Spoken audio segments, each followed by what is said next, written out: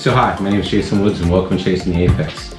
So this is for Susan and Susan, who apparently don't think I know how to dress like an adult. I actually do.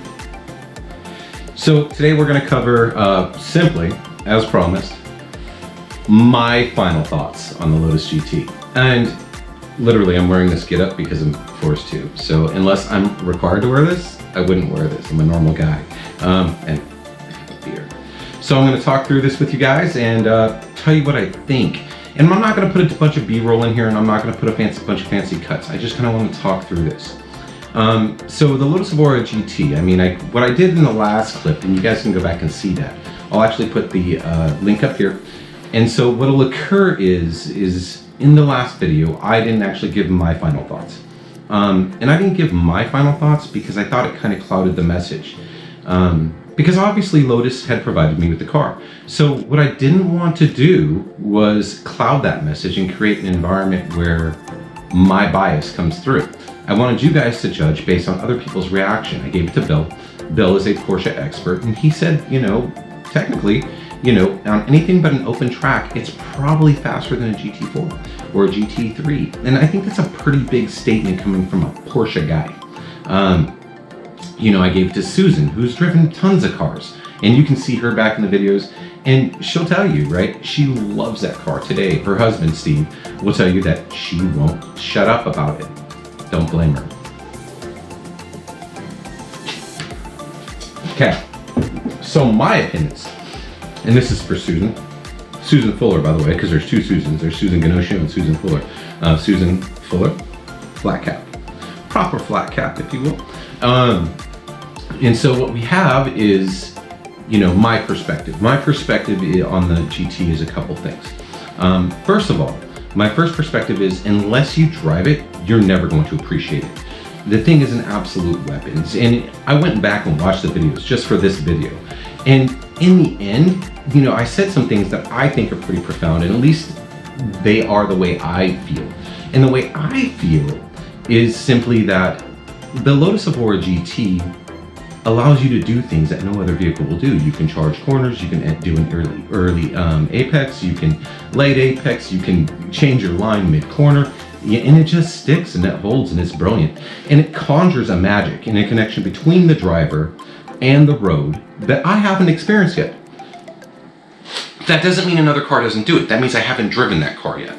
Now, every car that I've ever driven, I try to look at it unbiasedly.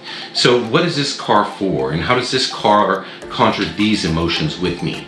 And how do I feel when I'm driving it? How do I feel when I'm driving it in a spirited fashion? And the Evora GT thus far inspires the most confidence. It feels like a weapon, just a weapon in your hands. And it enables you to do things that I believe that, you know, any other car would kill you doing it, to be truth be told. And that's kind of scary. So, you know, in honor of the British car, we put on a herringbone coat. I don't know if that's still in fashion, by the way. I don't know what's in fashion anymore. I'm 200 years old and I look like Uncle Fester. So, you know, I could very well be wrong. You know, I don't know anymore. But overall, you know, when you talk to me about what the GT is, the GT in Hethel, they made something magical. They made something that really does connect the driver, the road, the experience. And I don't know what else does that. That doesn't mean there isn't anything else that does that, because like I said, I haven't driven everything. You know, for all I know, you know, I'm gonna get in a Subaru and it's gonna do the same thing. I don't know that as of this point. I will tell you that since I've gotten out of the car, it's all I can think about. I've got this like Lotus bug, and it's very strange. I've never really had a bug for a car. The only other bug I've had for a car has been the 4C. You know, I drove that in Italy and I had the chance to really experience it.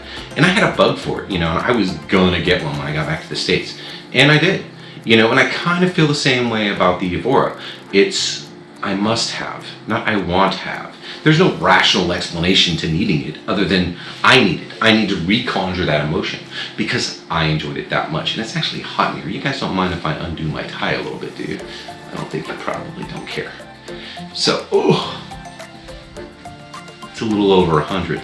So I'm in California and the wildfires are going, so that's another thing going on. And so generally, I've made a lot of friends on YouTube. I mean, you know, and I admire all of them. So, you know, when we talk, like, people are like, oh, you know, hey Jason, what about this or that? You know, what really bothers me is manufacturers don't recognize those canning rights. And I'm going to tell you, and I know manufacturers don't care what I have to say. Maybe you fans will, I don't know, but I don't think the manufacturers do. The reality is any given Sunday, on any twisty bit of road or track, you will find young people in an American or German or Japanese variation within their price range. Now, and they'll be having fun in their drivers. They don't necessarily look like models, mind you. They're not the face to Instagram or YouTubers. Now, I understand I'm a YouTuber, I got it, you know, but I'm a YouTuber, I'm a hobbyist, I'm not a real YouTuber. Real YouTubers are like, I don't know, they trade cars every 10 seconds and they have, you know, they're on about like, hey guys, that's not me. You know, what I am is just a car enthusiast, and I'm a driving enthusiast in particular. That means I'm a mediocre wrench, but I really, really like driving. And that means I like all kinds of driving. So, and the Lotus suits me for that, and the Lotus Evora GT suits that really, really well. So my final impressions, my final thoughts, it's amazingly comfortable. Far better than it was ever designed or, you know, pointed out to be. You know, I was told it was uncomfortable, but, you know, getting into a Ferrari or a 4C or a Lamborghini, none of those are any more comfortable, okay? You know, and that's just from my experience sitting in them. So let's not pretend, you know, you get into an Evora GT and it's a Cadillac. It's not. You know, it's a driving weapon. Okay, so I don't think, no. I think if you want to buy, you know, a luxury sports sedan, you should probably look at something else. But if you want to drive something that sets you apart, or you feel enhances the driving experience, I think the Lotus Evora GT is the right one. And so those are kind of my final thoughts. Now you ask me, Jason, well, where's the car? How come you didn't buy the car? Well, that's something else. I'm waiting, and I'm waiting patiently. And there will be an edition coming to this garage, and it just might be British. So thanks for watching Chasing the Apex, and we'll see you soon, and thanks for watching again.